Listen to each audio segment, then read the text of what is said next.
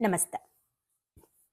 ಓದ್ತಾ ಇರುವಂತಹ ಪುಸ್ತಕದ ಹೆಸರು ಮ್ಯಾನೇಜ್ಮೆಂಟ್ ಭಗವದ್ಗೀತೆ, ಯಶಸ್ಸಿಗೆ ಕೃಷ್ಣನ ಸೂತ್ರಗಳು. ಬರ್ದಿರೋದು ಮಹಾಬಲ ಸೀತಾಳಬಾವಿ ಸರ್. ಬನ್ನಿ ಹೊಸ ಚಾಪ್ಟರ್ನ ಓದೋಣ. ಚಾಪ್ಟರ್ನ ಹೆಸರು ಬಹಳ ಖುಷಿ ಪಡಬೇಡಿ, ಮುಂದೆ ಅಪಾಯವಿದೆ. ಏನ್ ಮೇಡಮ್ ಹಿಂಗ್ ಅನ್ಬಿಟ್ರಿ, ಯಾವಾಗ್ಲೂ ಖುಷಿಯಾಗಿರಿ ಅಂತೀರಾ, ಇವಾಗ ನೋಡಿದ್ರೆ ಖುಷಿ ಪಡಬೇಡಿ ಅಪಾಯ ಇದೆ ಅಂತೀರಾ ಅಂತ. ನಾನು ಖುಷಿ ಪಡಿ ಅಂದೆ, ಸಿಕ್ಕಾಪಟ್ಟೆ ಪಡಬೇಡಿ ಅಂತ ಹೇಳಿಲ್ಲ. ನಾನು ಯಾವಾಗ್ಲೂ ಹೇಳ್ತಿರ್ತೀನಿ, ಎಕ್ಸೈಟ್ಮೆಂಟ್ ಆಗಬೇಡಿ, ಏನೇ ಖುಷಿ ಇರಲಿ ಏನೇ ದುಃಖ ಬರಲಿ ಸಮವಾಗಿ ಸ್ವೀಕರಿಸೋ ಗುಣನ ನಾವು ಡೆವಲಪ್ ಮಾಡ್ಕೋಬೇಕು ಅಂತ. ಸೊ ನೋಡೋಣ ಏನ್ ಹೇಳಿದ್ದಾರೆ ಅಂತ. ಇಂದ್ರಿಯಗಳಿಗೂ ವಿಷಯಗಳಿಗೂ ಆಗುವ ಸ್ಪರ್ಶಗಳು ಸುಖ ದುಃಖಗಳನ್ನು ಕೊಡುವಂಥದ್ದು.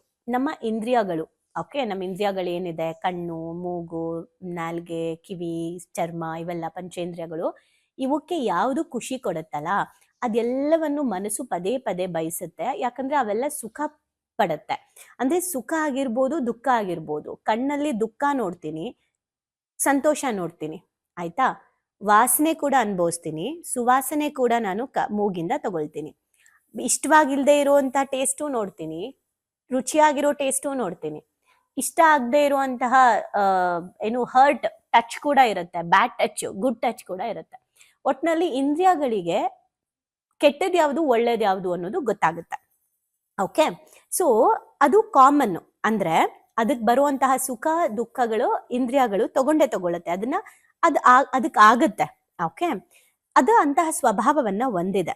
ಆದ್ರೆ ನಾವಿಲ್ಲಿ ನೋಡ್ಕೋಬೇಕಾಗಿರೋದು ಅಂದ್ರೆ ಕೃಷ್ಣ ಅರ್ಜುನಂಗೆ ಹೇಳ್ತಾ ಇರೋದು, ಇದೆಲ್ಲವನ್ನು ಸಹಿಸ್ಕೋ ಅರ್ಜುನ, ಇದೆಲ್ಲವನ್ನು ಸಹಿಸ್ಕೊಳ್ಳೋದನ್ನ ನೀನ್ ಕಲಿ ಅರ್ಜುನ ಅಂತ ಕೃಷ್ಣ ಅರ್ಜುನನ್ಗೆ ಹೇಳೋದು.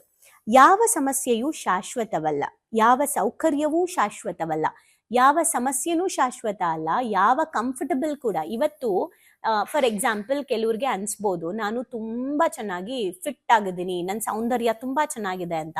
ಬಟ್ ಅದು ಶಾಶ್ವತ ಅಲ್ಲ, ಸೌಂದರ್ಯ ಕಳ್ಕೊಳ್ತೀವಿ. ಓಕೆ, ಅದು ಶಾಶ್ವತ ಅಲ್ಲ. ಇವತ್ ಸಖತ್ತಾಗಿದೆ, ನಾಳೆ ಇಲ್ದೇ ಇರ್ಬೋದು, ಇವತ್ ಇಲ್ದೇ ಇರ್ಬೋದು, ನಾಳೆ ಬರ್ಬೋದು. ಅಂದ್ರೆ ಯಾವುದು ಶಾಶ್ವತ ಅಲ್ಲ, ಯಾವುದು ಕೂಡ ಸಮಸ್ಯೆನೂ ಶಾಶ್ವತ ಅಲ್ಲ, ಸುಖನೂ ಕೂಡ ಶಾಶ್ವತ ಅಲ್ಲ. ಸುಖ ದುಃಖ ಎರಡೂ ಕೂಡ ಅದು ಇರುತ್ತೆ ಹೋಗುತ್ತೆ, ಆಗಾಗ ಬರುತ್ತೆ ಹೋಗುತ್ತೆ. ಹಾಗೆ ನಮ್ಮ ಜೀವನದಲ್ಲೂ ಕಷ್ಟ ಕಾಲದಲ್ಲಿ ನಾವು ಒಳ್ಳೆ ಕಾಲ ಬರಬಹುದು, ಅದಕ್ಕಾಗಿ ನಾವು ಕಾಯ್ಬೇಕು. ಇವತ್ತು ನಮ್ಗೆ ಕಷ್ಟ ಇದೆ ಅಂದ್ರೆ ಒಳ್ಳೆ ಕಾಲ ಬರ್ಬೋದು, ನಾವ್ ಅದಕ್ಕೆ ಕಾಯ್ಬೇಕು. ಇದು ಹೆಂಗಾಗಿದೆ ಅಂದ್ರೆ ಮೋಟಿವೇಶನ್, ಸೂರ್ಯ ದಿನಾ ಬೆಳಗ್ಗೆ ಬಂದ ಹಂಗೆ ನಮ್ ಜೀವನದಲ್ಲೂ ದಿನಾ ಬೆಳಗ್ಗೆ ಆಗತ್ತೆ ಅಂತೆಲ್ಲ ಇದೆ ಅಲ್ವಾ.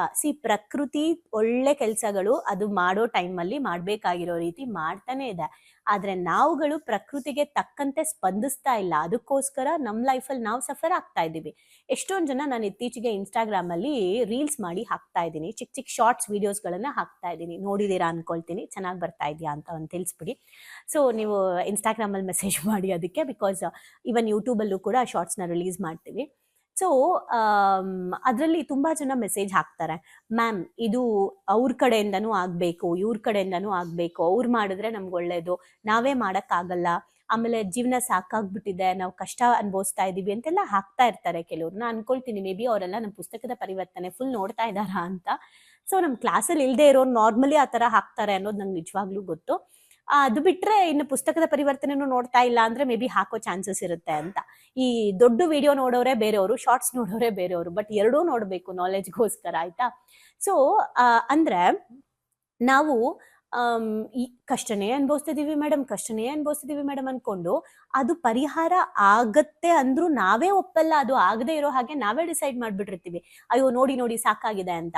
ಇವತ್ ನಮ್ಗೆಲ್ಲ ಗೊತ್ತಿದೆ ಅಲ್ವಾ, 60 ವರ್ಷದ ಮೇಲೆನೆ KFC ಓನರ್ಗೆ ಬಿಸ್ನೆಸ್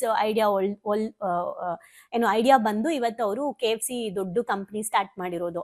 60 ವರ್ಷದ ತನಕ ಅವ್ರಿಗೆ ಎಲ್ಲಾ ಟ್ರೈ ಮಾಡಿದ್ರು ಆಗಿಲ್ಲ. ಈಗ 60 ವರ್ಷ ಅವರು ಡಿಪ್ರೆಷನ್ ಅಲ್ಲಿ ಇರ್ಬೇಕಿತ್ತ? ಇಲ್ಲ ಅಲ್ಲ. ಅವ್ರು 20ನೇ ವರ್ಷದಿಂದನೂ ಪ್ರಯತ್ನ ಪಟ್ಟು 60ನೇ ವರ್ಷಕ್ಕೆ ಸಕ್ಸಸ್ ಆಗಿದೆ ಅಂದ್ರೆ ಮೇ ಬಿ ಅವರ ಕರ್ಮದ ಬಾಗ್ಲು ಅವಾಗ ಅವ್ರಿಗೆ ಕ್ಲೋಸ್, ನೆಗೆಟಿವ್ ಕರ್ಮ ಕ್ಲೋಸ್ ಆಗಿ ಪಾಸಿಟಿವ್ ಕರ್ಮ ಓಪನ್ ಆಗಿರ್ಬೋದು. ಇದೆಲ್ಲವೂ ಆಧ್ಯಾತ್ಮಿಕವಾಗಿ ನಾವು ಯೋಚನೆ ಮಾಡಕ್ ಸ್ಟಾರ್ಟ್ ಮಾಡಿದಾಗ ನಮಗೆ ಗೊತ್ತಾಗುತ್ತೆ. ಸೊ ದಟ್ ನಾವಿಲ್ಲಿ ಏನ್ ಮಾಡ್ಬೇಕು, ಯಾವುದೇ ಸಮಸ್ಯೆ ಆಗಿರ್ಬೋದು, ಇವತ್ತು ಕಷ್ಟ ಇರ್ಬೋದು, ನಾಳೆ ನಮ್ಗೆ ಒಳ್ಳೆ ಕಾಲ ಬರ್ಬೋದು. ಹಾಗೆ ಇವತ್ತು ನಮ್ಗೆ ಒಳ್ಳೇದಿರ್ಬೋದು, ನಾಳೆ ಕಷ್ಟನೂ ಬರ್ಬೋದು, ಹೀಗೆ ಇಲ್ದೇನೂ ಇರ್ಬೋದು, ಗೊತ್ತಿಲ್ಲ ನಮ್ಗೆ. ಇವತ್ತು ಫ್ಲೈಟ್ ಅಲ್ಲಿ ಓಡಾಡ್ತಾ ಇದೀವಿ, ನಾಳೆ ನಮ್ಗೆ ಟ್ರೈನಲ್ಲಿ ಓಡಾಡುವಂತ ಟೈಮು ಬರ್ಬೋದು. ಇವತ್ತು ಟ್ರೈನಲ್ಲಿ ಓಡಾಡ್ತಾ ಇದ್ರೆ ನಾಳೆ ಫ್ಲೈಟ್ ಅಲ್ಲಿ ಓಡಾಡೋ ಟೈಮು ಬರ್ಬೋದು.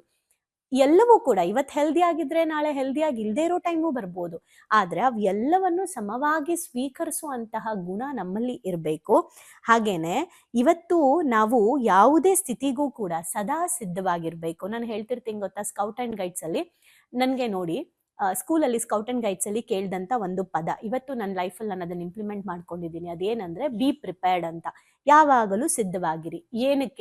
ಏನಕ್ಕಾದ್ರೂ, ಯಾಕೆ ಗೊತ್ತಿಲ್ಲ ನೆಕ್ಸ್ಟ್ ಏನು ಅಲ್ವಾ. ಸೊ ಒಳ್ಳೇದಾಗತ್ತಾ ಅಕ್ಸೆಪ್ಟ್, ಕೆಟ್ಟದಾಗತ್ತಾ ಅಕ್ಸೆಪ್ಟ್. ಅಂದ್ರೆ ನಾವು ಆಲ್ರೆಡಿ ಪ್ರಿಪೇರ್ ಇದ್ದೀನಿ, ಲೈಫಲ್ಲಿ ಪ್ರಿಪೇರ್ ಆಗಿದ್ದೀನಿ ಅನ್ನೋ ಧೈರ್ಯ ನಮಗ್ ಬಂದಾಗ ನಮಗ್ ಯಾವುದು ಆತಂಕ ಭಯ ಮೂಡ್ಸಲ್ಲ, ಯಾವುದು ಖುಷಿ ನಂಗೆ ಎಕ್ಸೈಟ್ಮೆಂಟ್ ಅನ್ಸಲ್ಲ, ಯಾವುದು ದುಃಖ ನನಗೆ ಅಳಬೇಕು ಅಂತ ಅನ್ಸಲ್ಲ. ಒಂಥರ ಎಲ್ಲವನ್ನು ಸ್ವೀಕರಿಸ್ತೀವಿ. ಹೌದು, ದುಃಖ ಆದಾಗ ಅಳಣ, ಖುಷಿ ಆದಾಗ ನಗಣ. ಆದ್ರೆ ಎರಡೂ ಕೂಡ ಅತೀತವಾಗಿ ಅಂದ್ರೆ ತುಂಬಾ ಮಾಡ್ಕೋಬಾರ್ದು, ಅತಿ ಮಾಡ್ಕೋಬಾರ್ದು. ನಾನು ರೀಸೆಂಟ್ ಆಗಿ ಒಂದು ಪಾಡ್ಕಾಸ್ಟ್ ಅಲ್ಲಿ ಮಾತಾಡಿದೆ ರಾಜೇಶ್ ಅವ್ರ ಜೊತೆ. ಅವರು ನನಗೆ ಅವರೇ ಹೇಳಿರೋ ಒಂದು ವರ್ಡ್, ನೀವೇನು ಏನಾದ್ರು ಸರ್ಪ್ರೈಸ್ ಅಂತ ಏನಾದ್ರು ನಿಮ್ಗೆ ಏನಾದ್ರು ಒಂದು ಸರ್ಪ್ರೈಸ್ ಕೊಟ್ಟರು ವಾವ್ ಥ್ಯಾಂಕ್ ಯು ಅಂತೀರಾ, ಏನಾದರೂ ಹಿಂಗಾಯ್ತು ತರ ಅಂತ ನಂದು ಏನಾದ್ರು ಪ್ರಾಬ್ಲಮ್ ಹೇಳಿದ್ರೆ ಓ ಹೌದಾ ಅಂತೀರಾ, ಎಲ್ಲದಕ್ಕೂ ಸೇಮ್ ರಿಯಾಕ್ಷನ್ ಅಂತ. ನಾನು ಅವಾಗ ಹೇಳ್ತಾ ಇದ್ದೆ, ಅಯ್ಯೋ ನಾನು ಓವರ್ ಎಕ್ಸೈಟ್ಮೆಂಟ್ ಆಗ್ಬಿಡ್ತಾ ಇದ್ದೆ, ದುಃಖ ಬಂದ್ರೆ 3 ದಿನ ಅಳ್ತಾ ಇದ್ದೆ, ಈಗ ಅರ್ಥ ಆಗಿದೆ ಲೈಫಲ್ಲಿ ಎರಡೂ ಕೂಡ ಹಾಗೆ ತಗೋಬೇಕು ಅಂತ, ಅದಕ್ಕೋಸ್ಕರ ನಾನು ಈ ರೀತಿ ತಗೊಳ್ತಾ ಇದ್ದೀನಿ ಅಂತ ಹೇಳ್ತಾ ಇದ್ದೆ. ಹಂಗೆ ನಮ್ಮ ಲೈಫಲ್ಲಿ ಅದು ಒಳ್ಳೇದಾಗಿರ್ಲಿ ಕೆಟ್ಟದಾಗಿರ್ಲಿ ಅದನ್ನ ನಾವು ಪ್ರಿಪೇರ್ ಆಗ್ಬೇಕು. ರಾತ್ರಿ ಕಳೆದು ಬೆಳಗ್ಗೆ ಹೇಗಾಗತ್ತೋ ಅದೇ ತರ ಎಲ್ಲವೂ ನಡೆಯುತ್ತೆ. ಕೈಯಲ್ಲಿ 10 ಕೋಟಿ ರೂ ಇರೋ ಪ್ರಾಜೆಕ್ಟ್ ಯಾವುದೋ ಒಂದು ಸಡನ್ ಆಗಿ ನಮ್ ಕೈ ತಪ್ಪು ಹೋಗ್ಬೋದು, ಯಾವುದೋ ಒಂದು ಪ್ರಾಜೆಕ್ಟ್ ನಮ್ಗೆ ಸಿಗದೆ ಹೋಗ್ಬೋದು, ಯಾರೋ ಒಬ್ರು ನಮ್ಮಿಂದಾನೇ ಬೆಳೆದು ನಮ್ಮ ಹೆಸರನ್ನ ಬಳಸ್ಕೊಳ್ದೆ ಇರ್ಬೋದು, ಯಾರೋ ಒಬ್ರು ಬಂದು ನಮ್ಗೆ ನಮ್ ಲೈಫಲ್ಲಿ ಒಂದು ಟರ್ನಿಂಗ್ ಪಾಯಿಂಟ್ ಕೊಡ್ಬೋದು, ಯಾರೋ ಒಬ್ರು ಬಂದು ನಮ್ ಜೊತೆ ಕೈ ಜೋಡಿಸಿ ಒಟ್ಟಿಗೆ ಬೆಳಿಬೋದು. ಗೊತ್ತಿಲ್ಲ, ಒಬ್ರು ಮೋಸ ಮಾಡ್ಬೋದು, ಒಬ್ರು ಕೈ ಹಿಡಿಬೋದು, ಒಬ್ರು ಬೈಬೋದು, ಒಬ್ರು ಹೊಗಳ್ಬೋದು, ಒಬ್ರು ಒಳ್ಳೇದನ್ನ ಮಾತಾಡ್ಬೋದು, ಒಬ್ರು ತೆಗಳ್ಬೋದು. ಎರಡನ್ನೂ ಈಕ್ವಲ್ ಆಗಿ ತಗೊಂಡು ಸಮಸ್ಥಿತಿಯಲ್ಲಿ ಜೀವನನ ಸಾಗಿಸೋದನ್ನ ನಾವು ಕೃಷ್ಣನಿಂದ ಕಲಿಬೇಕಾಗಿದೆ. ಯಾಕಂದ್ರೆ ಕೃಷ್ಣ ಇದನ್ನ ಅರ್ಜುನನಿಗೆ ಕುರುಕ್ಷೇತ್ರದ ಯುದ್ಧದ ಸಮಯದಲ್ಲಿ ಹೇಳಿದ್ರು. ಅಂದ್ರೆ ಇಷ್ಟು ದಿನ ಸಂಬಂಧಗಳನ್ನ ನೀನ್ ಅನುಭವಿಸಿದ್ಯಾ, ಈಗ ಸಂಬಂಧಗಳನ್ನ ಕಳ್ಕೊಳ್ಳೋ ಟೈಮ್ ಬಂದಿದೆ, ಎರಡನ್ನೂ ತಗೋಬೇಕು ಅಂತ. ಹಾಗೆ ನಾವು ನಮ್ಮ ಲೈಫಲ್ಲಿ ಬಿಸ್ನೆಸ್ ಆಗ್ಬೋದು, ಸಂಬಂಧ ಆಗ್ಬೋದು, ಆರೋಗ್ಯ ಆಗ್ಬೋದು, ಎಲ್ಲವನ್ನು ಖುಷಿ ಬಂದಾಗ ಹೇಗೆ ನಾವು ಸ್ವೀಕರಿಸ್ತೀವೋ ದುಃಖ ಬಂದಾಗ್ಲೂ ಅದೇ ಸಮಸ್ಥಿತಿಯಲ್ಲಿ ಸ್ವೀಕರಿಸ್ಬೇಕು. ಸಿಕ್ಕಾಪಟ್ಟೆ ಈಗ ನನಗೆ ಲಾಟ್ರಿ ಹೊಡೆದಿದೆ, ಈಗ ನಾನು ಚೆನ್ನಾಗಿದ್ದೀನಿ ಅಂತ ಮೆರೆಯೋದಲ್ಲ. ಅದಕ್ಕೆ ಏನೋ ಅದೇನೋ ಒಂದು ಸಾಂಗ್ ಬರುತ್ತಲ್ಲ, ಏನೋ ಮೆರೆದೋರೆಲ್ಲ ಏನಾದರೂ ಅಂತೇನೋ ಒಂದು ಸಾಂಗ್ ಬರುತ್ತೆ ಅಲ್ಲ, ರಾಜ್ಕುಮಾರ್ ಸರ್ದು. ಅಂದ್ರೆ ನಾವು ಬಂತು ಅಂತ ಮೆರೆಯಕ್ಕೂ ಹೋಗ್ಬಾರ್ದು, ಹೋಯ್ತು ಅಂತ ಅಳಕ್ಕೂ ಹೋಗ್ಬಾರ್ದು. ಬಂದಾಗ್ಲೂ ನಿಂದೆ ತಂದೆ, ಹೋದಾಗ್ಲೂ ನಿಂದೆ ತಂದೆ, ನಾನೇನ್ ಮಾಡ್ಬೇಕು ಅದನ್ನ ಮಾಡ್ತೀನಿ ಅನ್ನೋದು ನನ್ನ ಏನು ಮನಸ್ಥಿತಿ ಮೇಲೆ ನಮ್ ಕಂಟ್ರೋಲ್ ಇರಬೇಕು. ಸೊ ಬಹಳ ಖುಷಿ ಪಡ್ಬೇಡಿ, ಬಹಳ ದುಃಖ ಪಡ್ಬೇಡಿ. ಈಗ ನೀವು ಯೋಚನೆ ಮಾಡಿ, ತುಂಬಾ ಖುಷಿ ಪಟ್ಟು ಹೌದು ಮೇಡಮ್ ತುಂಬಾ ಖುಷಿ ಪಟ್ಟು ನಾನು ಕಳ್ಕೊಂಡಿದ್ದು ಉಂಟು. ನೀವು ಇನ್ನೊಂದು ಅಬ್ಸರ್ವ್ ಮಾಡಿ, ಕೆಲವ್ರಿಗೆ ಏನಾದ್ರೂ ಒಂದು ಸಾಧನೆ ಮಾಡ್ಬಿಡ್ತಾರೆ, ಅದನ್ನ ನೋಡೇ ಹಾರ್ಟ್ ಅಟ್ಯಾಕ್ ಆಗ್ಬಿಡುತ್ತೆ ಅವ್ರಿಗೆ, ಆಯ್ತಾ. ದುಃಖ ನೋಡ್ತಾರೆ, ಹಾರ್ಟ್ ಅಟ್ಯಾಕ್. ಅಂದ್ರೆ ಖುಷಿ ಅಥವಾ ದುಃಖ ಎರಡನ್ನೂ ಅತಿಯಾಗಿ ತಗೊಳಕ್ ಹೋದಾಗ ನಮ್ಗದು ಎಫೆಕ್ಟ್ ಆಗತ್ತೆ. ಒಂದ್ ರೀತಿ ಅಹಂಕಾರಗೂ ಕೂಡ ಎಫೆಕ್ಟ್ ಆಗ್ಬೋದು, ಆರೋಗ್ಯಕ್ಕೂ ಎಫೆಕ್ಟ್ ಆಗ್ಬೋದು. ಸೊ ಎರಡನ್ನೂ ಸಮಸ್ಥಿತಿಯಲ್ಲಿ ಇರ್ಬೇಕು. ಇದು ಸ್ಪೆಷಲಿ ನಾನು ನನ್ನ ಮಗಂಗೆ ಹೇಳ್ತಾ ಇರ್ತೀನಿ. ಕೆಲವು ಮಕ್ಕಳು ಇವಾಗ ಗೊತ್ತಲ್ಲ, ಏನಾದ್ರು ಹೊಸ ತಂದಾಗ ಫುಲ್ಲು ಅದು ಇದು ಗುಜು ಗುಜು ಗುಜು ಗುಜು ಅಂತ ಓಡಾಡೋದು. ಎಲ್ಲಾದ್ರೂ ಟ್ರಿಪ್ ಕರ್ಕೊಂಡು ಹೋದ್ರೆ ಕಂಟ್ರೋಲ್ಗೆ ಸಿಗ್ತಾ ಇರಲ್ಲ. ಅವ್ನು ಏನ್ ಮಾತಾಡ್ತಿದ್ದಾನೆ, ಅವ್ನು ಏನ್ ಆಡ್ತಿದ್ದಾನೆ ಅಂತ ಒಂದು ಕಂಟ್ರೋಲಿಗೆ ಸಿಗ್ತಾ ಇರಲ್ಲ. ಅವನಿಗೆ ಪದೇ ಪದೇ ಹೇಳ್ತಾ ಇರ್ತೀನಿ ಅವಾಗ ಏನ್ ಮಾಡ್ತಾನೆ ಗೊತ್ತಾ, ಸ್ಪೀಡಾಗಿ ಓಡಾಗೋಕ್ ಹೋಗಿ ಗುದ್ಕೊಳ್ಳೋದು, ಎಲ್ಲೋ ಬಿದ್ಬಿಡೋದು, ಏನೋ ಈ ತರ ಎಲ್ಲ ಆಗಿದೆ. ಆಗ ಅವನ್ನ ನಿಲ್ಸ್ಬಿಟ್ಟು ಕಾಮ್ ಡೌನ್ ನಿಧಾನ, ನಾನು ಇವಾಗ ಒಂಚೂರು ನಿಂಗೆ ಹೇಳ್ತೀನಿ ಕಂದ, ನೀನ್ ಖುಷಿ ಪಡು, ಎಂಜಾಯ್ ಮಾಡು. ಆದ್ರೆ ನೀನು ಅತಿಯಾಗಿ ಎಕ್ಸೈಟ್ಮೆಂಟ್ ತೋರ್ಸಕ್ ಹೋದಾಗ ನಿಂಗೆ ಏಟಾಯ್ತಲ್ವಾ, ಅದ್ರ ಅರ್ಥ ಏನು ಅಂದ್ರೆ ಭಗವಂತ ಯಾವುದನ್ನೇ ಆಗ್ಲಿ ಇಷ್ಟು ಖುಷಿ ಪಡ್ಬೇಡ, ಇಷ್ಟು ದುಃಖ ಪಡ್ಬೇಡ, ಎರಡೂ ಈಕ್ವಲ್ ಆಗಿ ತಗೋ ಅಂತ ನಿಂಗೆ ಪಾಠ ಕಲಿಸ್ತಾ ಇದ್ದಾರೆ ಅಂತ ಅವನಿಗೆ ಹೇಳಿ ಹೇಳಿ ಹೇಳಿ ಇವತ್ತು ಅವನೇನಾದ್ರೂ ಎಕ್ಸೈಟ್ಮೆಂಟ್ ತೋರ್ಸಕ್ ಹೋದಾಗ ಕಂದ ಅಂದ್ರೆ ಸಾಕು, ಎರಡನ್ನೂ ನಾನು ಈಕ್ವಲ್ ಆಗಿ ತಗೊಳ್ತೀನಿ ಅಂತ ಹೇಳ್ತಾನೆ. ರೀಸೆಂಟ್ ಆಗಿ ಅವನ ಫ್ರೆಂಡ್ ಬೈ ಮಿಸ್ ಆಗಿ ಆಟ ಆಡ್ತಾ ಒಂದು ಕಲ್ಲನ್ನ ಅವನ ತಲೆಗೆ ಹೊಡೆದ್ಬಿಟ್ಟು ತೂತಾಗ್ಬಿಟ್ಟಿತ್ತು, ಆಯ್ತಾ. ಸೊ ನಾನು ಇರ್ಲಿಲ್ಲ ಮನೆಯಲ್ಲಿ, ನಮ್ಮಮ್ಮ ನಂಗೆ ಹೇಳಿರ್ಲಿಲ್ಲ. ಆಮೇಲೆ ನನ್ನ ಹಸ್ಬೆಂಡ್ಗೆ ಹೇಳಿ, ಆಮೇಲೆ ಹಸ್ಬೆಂಡ್ ನಂಗೆ ಹೇಳಿದ್ರು, ಸೊ ನಾನು ಏನಿಲ್ಲ ಅವ್ನು ಕಾಲ್ ಮಾಡಿದೆ, ಹೇಗಿದ್ಯಾ ಯಾಕಂದ್ರೆ, ನೀವೇನ್ ತಲೆ ಕೆಡ್ಸ್ಕೊಬಿಡಿ, ನಾನು ಆರಾಮಾಗಿದ್ದೀನಿ, ಒಂದ್ 2 ನಿಮಿಷ ಅತ್ತೆ. ಆಮೇಲೆ ನಕ್ದೆ, ನೋವು ಆಗ್ತಾ ಇತ್ತು, ಸರಿ ಹೋಗ್ತಾ ಇದೆ, ಏನು ತೊಂದರೆ ಇಲ್ಲ, ಈಗ ಅದು ಏನು ನಂಗೆ ಎಫೆಕ್ಟ್ ಆಗಿಲ್ಲ, ನಾನು ಅದನ್ನ ಆರಾಮಾಗಿ ಹೀಲ್ ಮಾಡ್ಕೊಂತೀನಿ ಅಂತ ಹೇಳ್ದ. ಓಕೆ ಗುಡ್ ಅಂತ ಹೇಳಿ ಸುಮ್ಮನಾದೆ. ನಾನು ಏನಾಯ್ತು ಏನು ಫೋಟೋ ಕಳ್ಸು, ನಾನು ಅತಿಯಾಗಿ ಹೌದಾ ಎಷ್ಟಾಯ್ತು ಏನು ನೋವಾಗಿತ್ತ ಏನೂ ಕೇಳಲಿಲ್ಲ. ಆ ಹುಡ್ಗ ಯಾಕೆ ಕೊಡ್ದ ಏನು ಆ ಥರ ತುಂಬಾ ಬಿಡ್ಸಕ್ಕೂ ಹೋಗ್ಲಿಲ್ಲ. ನಾನು ಒಂದೇ ಕೇಳಿದ್ದು, ಅಮ್ಮ ಏನಾದ್ರು ಆ ಹುಡ್ಗಂಗೆ ಹೋಗಿ ಬೈತಾ, ನಮ್ಮಮ್ಮ ಹೋಗ್ಬಿಟ್ಟು ಬೈದ್ರಾ, ಅಜ್ಜಿ ಏನಾದ್ರು ಹೋಗಿ ಅವ್ರಿಗೆ ಬೈದ್ರಾ ಅಂದ್ರೆ ಇವನ್ ಬೇಕು ಅಂತ ರೇಗಿಸ್ತಿದ್ದ. ಹ್ಞೂ ಅಜ್ಜಿ ಹೋಗಿ ಜಗಳ ಆಡ್ತು ಅಂತ. ಆಮೇಲೆ ಹೌದಾ ಅಂತ ನಾನು ಅಂದಿದ್ದಕ್ಕೆ, ಇಲ್ಲ ಸುಮ್ಮನೆ ಹೇಳ್ದೆ, ಅಜ್ಜಿನೂ ಏನು ಮಾತಾಡಿಲ್ಲ ಅಂತ ಹೇಳಿದ್ರು. ಸೊ ಯಾವಾಗ ನನಗೆ ಅನ್ನಿಸ್ತು ಆ ದುಃಖನ, ಅಂದ್ರೆ ಒಂದು ಕಲ್ಲು ತೂತಾಗೋ ತರ ಏಟಾಗಿದೆ ಅಂದ್ರೆ ಒಂದ್ ಮಗುಗೆ ಎಷ್ಟು ನೋವಾಗ್ಬೋದು, ಅದನ್ನ ಸಹಿಸ್ಕೊಳ್ಳೋ ಶಕ್ತಿ ಅವನ ದೇಹಕ್ಕೆ ಬಂದಿದೆ. ಎಲ್ಲಿಂದ ಬಂತು? ಅವನ ಮನ್ಸಲ್ಲಿದೆ. ಮನ್ಸಿಗೆ ಹೇಗ್ ಬಂತು? ರಿಪೀಟೆಡ್ಲಿ ಎರಡನ್ನೂ ಈಕ್ವಲ್ ಆಗಿ ತಗೋಬೇಕು ಅನ್ನೋದು ಅವ್ರ ಒಳಗಡೆ ಹೋಗ್ತಾ ಇದೆ ಅನ್ನೋದು ನನಗೆ ರಿಯಲೈಸ್ ಆಗಿದ್ದು. ಸೊ ಜೀವನನ ಹೀಗೆ ನೋಡಿದ್ರೆ, ಇದೇ ಪ್ರಾಕ್ಟೀಸ್ ಈಗ್ಲಿಂದಾನೇ ಒಂದು ಮಗು ಪ್ರಾಕ್ಟೀಸ್ ಮಾಡ್ತಾ ಬಂದ್ರೆ ಲೈಫಲ್ಲಿ ಎರಡನ್ನೂ ಕೂಡ ಬ್ಯೂಟಿಫುಲ್ ಆಗಿ ಬ್ಯಾಲೆನ್ಸ್ ಮಾಡುತ್ತೆ. ನೀವು ಖುಷಿ ಪಟ್ಟು ಏನಾದ್ರು ಕಳ್ಕೊಂಡಿದ್ದೀರಾ, ದುಃಖ ಪಟ್ಟು ಏನಾದ್ರು ಕಳ್ಕೊಂಡಿದ್ದೀರಾ? ಸೊ ಎರಡೂ ಕೂಡ ಕಮೆಂಟ್ ಮಾಡಿ, ನಿಮ್ಮ ಕಮೆಂಟ್ ಬೇರೆಯವ್ರಿಗೆ ಲರ್ನಿಂಗ್ ಆಗುತ್ತೆ. Thank you. ಭಾವನೆಗಳು ಬಂದು ಶಾಲೆಗೆ ಬಂದು ತುಂಬಾ ಖುಷಿ ಆಗಿದೆ. ಲೈಫಲ್ಲಿ ತುಂಬಾ ಅಂದ್ರೆ ತುಂಬಾ ಕ್ಲಾರಿಟಿ ಬಂದಿದೆ. ತುಂಬಾನೇ ಬದಲಾವಣೆ ಆಗಿದೆ. ನಂಗೆ ತುಂಬಾ ಖುಷಿ ಇದೆ ನಾನು ಇಲ್ಲಿಗೆ ಬಂದಿರೋದು. ನನಗೆ ತುಂಬಾ ಖುಷಿ ಆಗ್ತದೆ. ಪ್ರತಿಯೊಂದಕ್ಕೂ ಸ್ಫೂರ್ತಿ ಸಿಕ್ಕಿದೆ, ನೆಮ್ಮದಿ ಸಿಕ್ಕಿದೆ. ಒನ್ ವರ್ಡ್ ಅಲ್ಲಿ ಹೇಳ್ಬೇಕಂದ್ರೆ ಇಟ್ ಈಸ್ ಅಲ್ಟಿಮೇಟ್.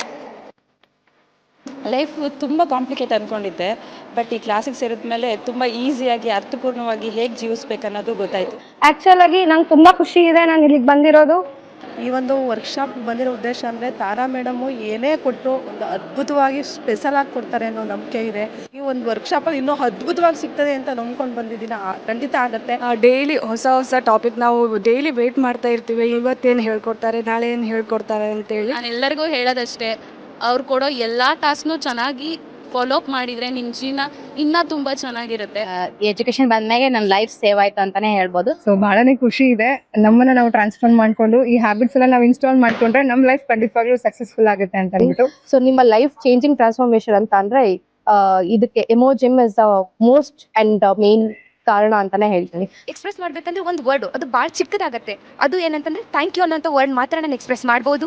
ಒಂದೊಂದು ಸ್ಟೆಪ್ಪಲ್ಲೂ ನಾವು ಚೇಂಜ್ ಆಗ್ತಿದ್ದೀನಿ, ನಾನು ಚೇಂಜ್ ಆಗ್ತಿದ್ದೀನಿ ಅನ್ನೋದು ತುಂಬ ನನಗೆ ಅಳವಡಿಕೆ ಆಗ್ತಿದೆ. ಮತ್ತು ಎಲ್ಲ ಸ್ಕೂಲು ಕಾಲೇಜ್ಗಳಲ್ಲೂ ಇದೊಂದು ಸಬ್ಜೆಕ್ಟ್ ಅಂತ ಇಡಬೇಕು ಮಕ್ಕಳಿಗೆ. ಎಲ್ರಿಗೂ ಯೂಸ್ ಆಗುವಂಥ ಕ್ಲಾಸ್ ಇದು, ಯೂನಿಕ್ ಆಗಿದೆ. ಇಮೋಜಿಮ್ ಟೀಮ್ಗೆ ಥ್ಯಾಂಕ್ ಯು. ಎಲ್ಲ ನಡೆಸ್ತಾ ಇರುವಂಥ ತಾರಾ ಮೇಡಮ್ಗೆ, ಸಂದೇಶ್ ಸರ್ಗೆ, ಜೊತೆಗೆ ಎಮೋಜಿಮ್ ಟೀಮ್ಗೆ thank you so much. So ಯಾರ್ಯಾರೆಲ್ಲ ಸೇರ್ಕೊಂಡಿಲ್ಲ ದಯವಿಟ್ಟು ಸೇರ್ಕೊಳ್ಳಿ. So it is very utilizing. Life long ಯಾರಿಗಾದ್ರೂ ಚಿರಋಣಿಯಾಗಿರ್ತೀವಿ ಅಂದರೆ ಅದು ಸಂದೇಶನ ಮತ್ತು ತಾರಾ. ಸೊ ಬನ್ನಿ ಭಾವನೆಗಳಿಗೊಂದು ಶಾಲೆನ ಎಂಟರ್ ಆಗಿ ಅದನ್ನ ಫೀಲ್ ಮಾಡಿ. ಅಂದ್ರೆ ರಿಕ್ವೆಸ್ಟ್ ಮಾಡ್ಕೊಂತಿದ್ದೀನಿ ನಿಮಗೆ, ಇದರಿಂದ ಲಾಸ್ ಆಗೋದಂತೂ ಏನೂ ಇಲ್ಲ, ಬಟ್ ಲೈಫಲ್ಲಿ ತುಂಬಾನೇ ಪಡ್ಕೊಂತೀನಿ ನಾನು. ಅದಕ್ಕೆ ನಾನು ಶೋರ್ ಗ್ಯಾರಂಟಿ ಕೊಡ್ತೀನಿ ನಾನು. ಎಲ್ಲೋ thank you to Tara ma'am and Sandesh sir. Thank you to whole my ಎಮೋಜಿಮ್. Thank you.